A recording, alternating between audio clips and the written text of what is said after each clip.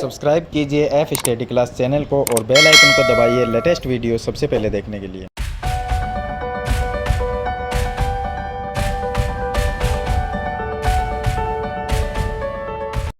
Hello students, आज इस video में हम कक्षा 9 की प्रश्नावली जो 8.1 है उसका क्वेश्चन नंबर 9 सरल करेंगे। पीछे वाली वीडियो मैंने आपको क्वेश्चन नंबर 8 तक बता दिए हैं। तो क्वेश्चन नंबर 9 में हमें दिया गया है कि समांतर चतुर्भुज ए बी सी डी।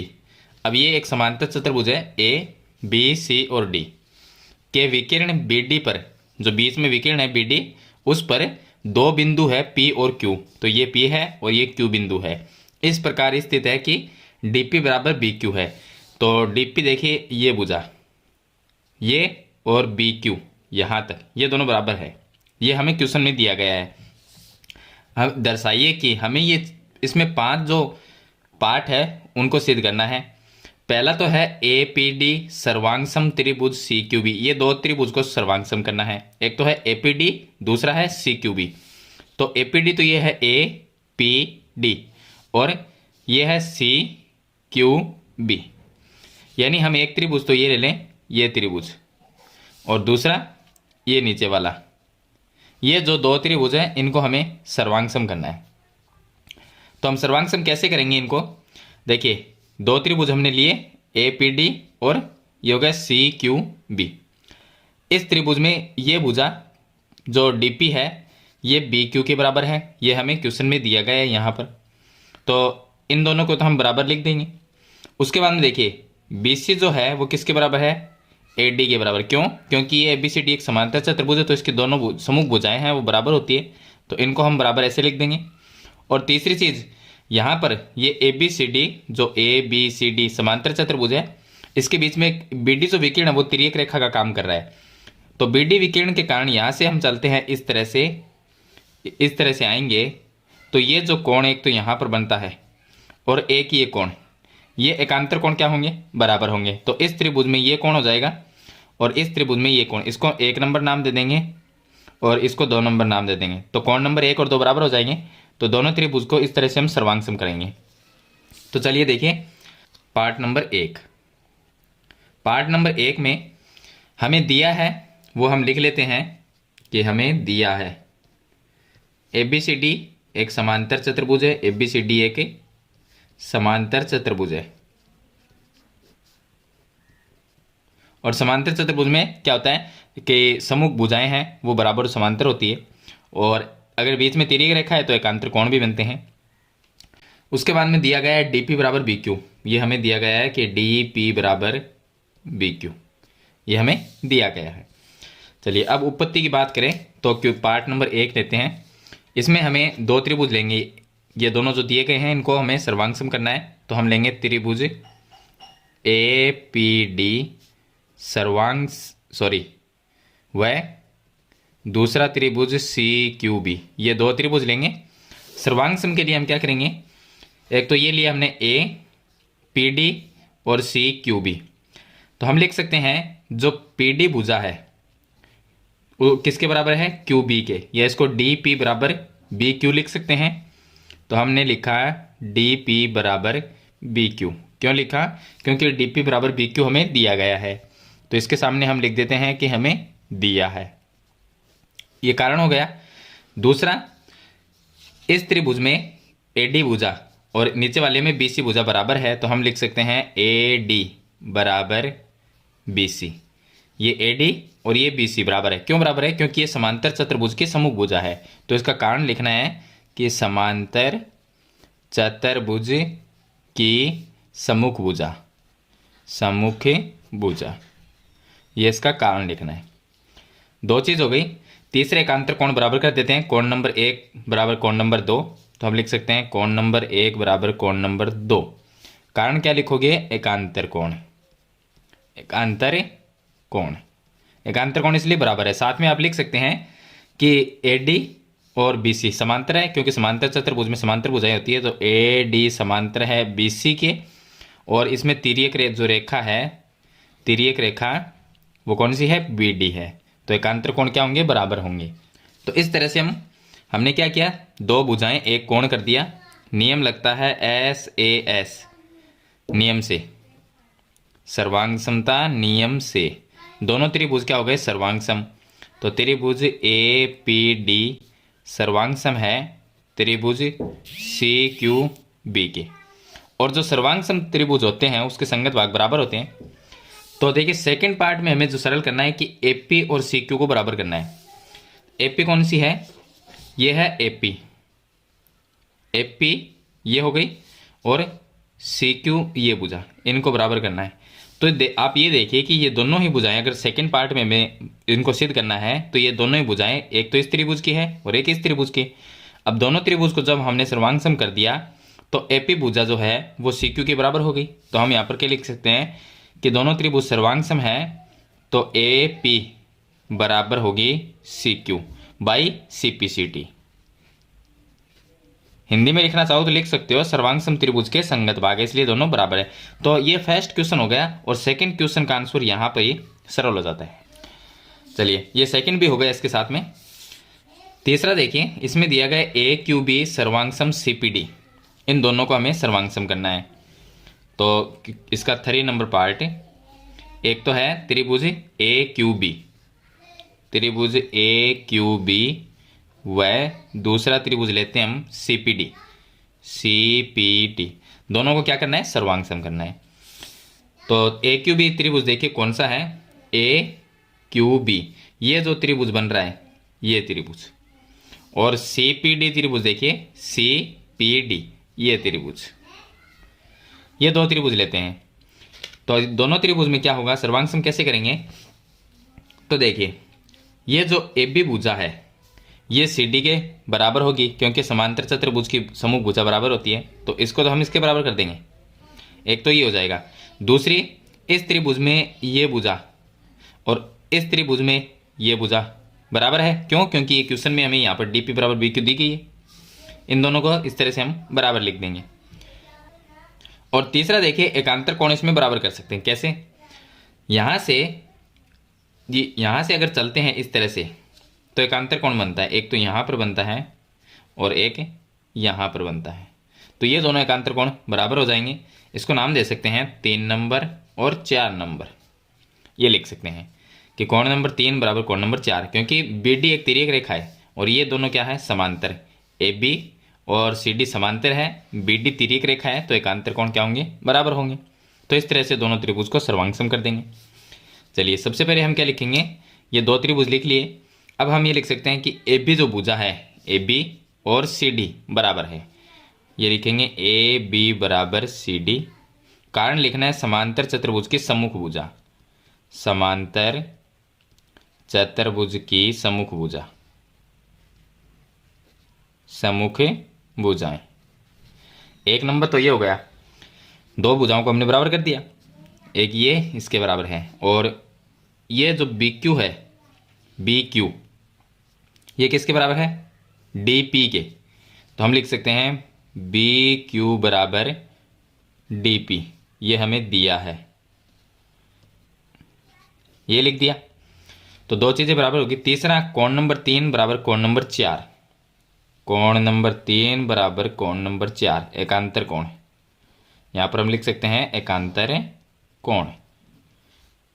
तो एकांतर कोण बराबर है। तो इस तरह से दोनों त्रिभुज क्या होते हैं? सर्वांग सम हो जाते हैं। तो हम लिख सकते हैं कि त्रिभुज कौन से नियम से? दो भुजाएं एक कोण है, तो एस ए एस नियम से, एस ए एस नियम से दोनों त्रिभुज सर्वांग सम हो गए। तो हम लिख देंगे कि त्रिभुज ए क्यू बी सर्वांग सम है त्रिभुज, दूसरा है सी पी डी के, सी पी डी। अब दोनों त्रिभुज जब सर्वांग सम हो जाते हैं, एक ये और एक ये, दोनों भाई सर्वांग सम हो गए, तो इनके संगत भाग बराबर होंगे। अब संगत भाग कौन से लिखेंगे? जो बराबर नहीं है उनको बराबर लिख देंगे। लेकिन यहाँ पर हमें देखिए 4 नंबर पार्ट इसके साथ में सरल हो जाता है। कैसे? हमें ए क्यू बराबर सी पी लिखना है 4 नंबर पार्ट में, ए क्यू। तो मैं लिख सकता हूँ कि ये त्रिभुज और ये त्रिभुज सर्वांग सम है, तो ये जो भुजा है इस त्रिभुज की ए क्यू, ये बराबर होगी किसके? सी पी के। तो यहाँ पर मैं लिख सकता हूँ कि ए क्यू बराबर C P by C P C T. C P C T से ये क्या हो गए, बराबर हो गए। और 4 नंबर जो है यहाँ पर पार्ट नंबर 4, इसमें भी ए क्यू बराबर सी पी ही करना है, तो ए क्यू बराबर सी पी यहाँ पर सिद्ध हो जाता है। तो हम लिख सकते हैं कि ए क्यू बराबर सी पी, या आप दोनों त्रिभुज जो सर्वांग के उनको यहाँ पर लिखो और उसके नीचे ए क्यू बराबर सी पी लिख दो, तो 4 नंबर पार्ट इसके साथ ही सरल हो जाता है। जैसे कि 2 नंबर भी हो गया, 1 नंबर से 2 नंबर हो गया, और 3 नंबर सरल करोगे तो 4 नंबर ऑटोमेटिक आ जाएगा, क्योंकि इसमें 2 भुजाओं को ही बराबर करना है। चलिए, तो ये 4 पार्ट हो गए। 5वां पार्ट में क्या है, ए पी सी क्यू एक समांतर चतुर्भुज है। तो भाई देखिए, ए पी सी क्यू, ये जो अंदर चतुर्भुज बन रहा है इसको हमें समांतर चतुर्भुज सिद्ध करना है। अगर इस चतुर्भुज को हमें समांतर चतुर्भुज सिद्ध करना है तो इसके समूह भुजाओं को बराबर कर दो। यानी कि आप ये लिख दो कि ए पी और सी क्यू बराबर है, और दूसरी ए क्यू और सी पी ये बराबर है। अगर इस तरह से आप सिद्ध कर दो, समूह भुजाएं अगर बराबर आप सिद्ध कर देते हो तो ये एक समांतर चतुर्भुज कहलाएगा। और हमने ऐसा कर दिया है। कहाँ किया है, तो देखिए यहाँ पर फर्स्ट पार्ट में चलते, ए पी बराबर सी क्यू। तो देखिए, इस अंदर वाले चतुर्भुज की बात करें तो ए पी बराबर सी क्यू ये हम सिद्ध कर चुके हैं। तो ए पी तो ये है और सी क्यू ये है, तो समूह भुजाएं हो गई, क्या है, बराबर है। ये सेकंड पार्ट में हमने सरल कर दिया। और अभी हमने ए क्यू बराबर सी पी किया, ये ए क्यू और ये सी पी, इन दोनों भुजाओं को भी बराबर कर दिया। ये भी क्या है, समूह भुजाएं। तो समूह भुजाएं जैसे बराबर होती है तो हम कह सकते हैं ए पी सी क्यू क्या है, समांतर चतुर्भुज। तो पार्ट नंबर 5 लीजिए। पार्ट नंबर 5 में पहले तो ये लिखिए कि ए पी बराबर सी क्यू, ए पी बराबर सी क्यू कहाँ से लिया, पार्ट सेकंड से, P A R T, part second से। पार्ट सेकंड में ये सिद्ध कर चुके हैं। और दूसरा आप ये लीजिए ए क्यू बराबर सी पी, ए क्यू बराबर सी पी, ये कौन से पार्ट में है, 4 नंबर पार्ट में। तो इसका आप लिख दीजिए पार्ट नंबर 4 से। तो ये हमने पार्ट नंबर 2 पार्ट नंबर 4 से हमने ये सिद्ध कर चुके हैं कि सम्मुख जो भुजाएं हैं, आमने सामने की सम्मुख भुजाएं बराबर है। तो यहाँ पर आपको ये लिखना है कि ए पी सी क्यू चतुर्भुज की सम्मुख भुजाएं बराबर है, इसलिए ए पी सी क्यू एक समांतर चतुर्भुज है। तो इस तरह से आपका जो ये क्वेश्चन है वो सिद्ध हो जाएगा। तो ये था इसका क्वेश्चन नंबर 9। चलिए, इसके साथ ही हम सरल कर लेते हैं क्वेश्चन नंबर 10। अब देखिए क्वेश्चन नंबर 10, इसमें लिखा है कि ए बी सी डी एक समांतर चतुर्भुज है। तो ये हो गया ए बी सी और डी, ये समांतर चतुर्भुज है जिसमें सम्मुख भुजाएं क्या हो गए, बराबर और समांतर होती हैं। और अगर बीच में तिर्यक रेखा है तो एक अंतःकोण भी बनते हैं, आप जानते हैं। आगे लिखा है तथा ए पी और सी क्यू, ये है ए पी, यहाँ पर पी पॉइंट है, और सी क्यू, ये क्यू पॉइंट है। ए पी और सी क्यू जो ये रेखाएं हैं वो ए और सी से विकिरण बी डी पर क्रमशः लंब है। यानी ए से ये लंबवत है और सी से ये लंबवत है। यानी लंबवत का मतलब होता है यहाँ पर किस पर लंबवत है, बी डी विकिरण पे। तो बी डी विकिरण पे यहाँ पर 90 डिग्री का कोण बनाते हैं। इधर भी 90 है, इधर भी 90 है, यहाँ पर इधर भी 90 है और इधर भी 90 डिग्री है। तो सिद्ध क्या करना है, सिद्ध हमें करना है कि ए पी बी। अब ए पी बी कौन सा है, देखिए यहाँ से ए, ये हो गया ए, और पी, यहाँ पर पी आ गया, और बी, ये जो त्रिभुज है जो मैंने रेड कलर का किया है, एक तो ये त्रिभुज ए पी बी, इसके साथ में सर्वांग करना है सी क्यू डी को। तो ये हो गया सी क्यू डी। तो मैं इसको थोड़ा सा रेड कर देता हूं ताकि अच्छे से पता चल सके। ये हो गया। तो ये जो त्रिभुज है इनको हमें सर्वांग सिद्ध करना है। चलिए, इन दो को सर्वांग करेंगे तो हम करेंगे कैसे वो मैं आपको बता देता हूं। और जैसे ही हम इनको सर्वांग कर देते हैं ये ए पी बराबर सी क्यू अपने आप आ जाएगा, क्योंकि ए पी और सी क्यू इन दोनों त्रिभुज की भुजाएं हैं। देखिए ए पी कौन सी है, ए पी ये है ए पी और ये है सी क्यू। तो जैसे ये दोनों सर्वांग होंगे ए पी बराबर सी क्यू हो जाएगा by C P C T. तो इसको सिद्ध करने की जरूरत नहीं है, ये ऑटोमेटिक आ जाएगा। आपको दो त्रिभुज को सर्वांग करना है। तो भाई दोनों त्रिभुज लेते हैं। एक तो हो गया त्रिभुज, पहले हम ये लिख लेते हैं कि दिया है हमें क्या दिया है कि ए बी सी डी एक समांतर चतुर्भुज है। ए बी सी डी एक समांतर चतुर्भुज है। चलिए उसके साथ में AP है वो लंबवत है BD पर, AP लंबवत है BD पर, यानी जो AP है वो BD पे है, BD जो विकिरण है इस पर लंबवत है, और CQ भी लंबवत है BD पे, CQ लंबवत है BD पर, यानी कि 90 डिग्री का कोण बनाते हैं। चलिए अब हम इसको सरल करते हैं। तो उपपत्ति की बात करें, उपपत्ति में देखिए, एक तो हम त्रिभुज लेते हैं, त्रिभुज APB व दूसरा त्रिभुज CQD, त्रिभुज CQD में दोनों त्रिभुज लेते हैं। दोनों त्रिभुज में इनको सर्वांग सम करेंगे तो मैं ये लिख सकता हूँ कि जो AB भुजा है, AB भुजा एक तो APB लिया है और दूसरा CQD लिया है, तो AB भुजा और CD भुजा बराबर लिख सकते हैं। क्यों? क्योंकि ABCD क्या है, एक समांतर चतुर्भुज, तो ये तो समांतर चतुर्भुज की सम्मुख भुजाएं हैं, इसलिए बराबर है। तो हम लिखेंगे कि AB बराबर CD। कारण क्या लिखना है कि समांतर चतुर्भुज की सम्मुख भुजाएं, सम्मुख भुजाएं है, ये इसका कारण लिखना है। चलिए ये इसके बराबर होगी, एक काम हो गया। दूसरे में हम क्या करेंगे कि हम ये लिख सकते हैं कि अगर इस नीचे वाले त्रिभुज को देखें तो नीचे वाले त्रिभुज में यहाँ पर ये कोण 90 डिग्री है, इसको मैं नाम दे सकता हूँ 1 नंबर, और ऊपर वाले त्रिभुज में कौन सा 90 है, ये 90 है, ये भी 90 है, लेकिन ये त्रिभुज से बाहर है, तो ये 90 है, इसका नाम दे सकते हैं 2 नंबर। तो मैं लिख सकता हूँ कोण नंबर 1 और 2 क्या है, 90 डिग्री के, कोण नंबर 1 बराबर कोण नंबर 2, 90 डिग्री के, 90 डिग्री दोनों ही, इसलिए बराबर है। चलिए तीसरा, अब ये एक समांतर चतुर्भुज है, तो AB और CD ये समांतर है, रेखाएं समांतरी भी और बराबर भी है, ये समांतर है, और ये एक तिर्यक रेखा है BD, तो यहाँ पर बनता है एकांतर कोण। कहाँ पर बनता है, एक तो ये है और एक कोण ये, तो मैं 1 नंबर 2 नंबर नाम दिए, इसको नाम देता हूँ 3 नंबर, और ये कोण नंबर 4, कोण नंबर 3 बराबर कोण नंबर 4 लिख सकता हूँ। क्यों? क्योंकि ABCD क्या है, एक समांतर चतुर्भुज, इसमें ये तिर्यक रेखा है और तिर्यक रेखा से ये एकांतर कोण बन रहे हैं, तो 3 नंबर और 4 नंबर बराबर होंगे, तो मैं लिख सकता हूँ कोण नंबर 3 बराबर कोण नंबर 4। कारण क्या लिखना है, एकांतर कोण, एकांतर कोण, ये एकांतर कोण बन रहे हैं। तो यहाँ पर देखिए एक भुजा 2 कोण, नियम कौन सा लगता है, AAS नियम से, AAS नियम से, यानी कौन कौन भुजा नियम से, तो कौन कौन भुजा नियम से 2 कोण हो गए, एक भुजा हो गई, दोनों त्रिभुज क्या हो गए, सर्वांग सम। तो मैं लिख सकता हूँ त्रिभुज APB सर्वांग सम है त्रिभुज CQD के, और सर्वांग सम त्रिभुज के संगत भाग बराबर होते हैं, तो हमें संगत भाग बराबर कौन से करने हैं, AP और CQ कर लेंगे ताकि 2 नंबर भी हमारा सरल हो जाए।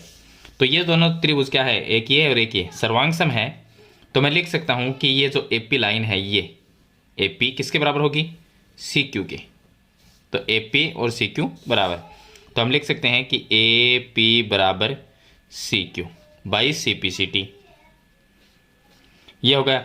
अगर आपको सेकंड इसका आंसर है, सॉरी क्वेश्चन है, इसको सरल करना है AP बराबर CQ, तो आप सेकंड लिखिए और वापस ये लिख दीजिए कि APB त्रिभुज APB सर्वांग सम त्रिभुज CQD।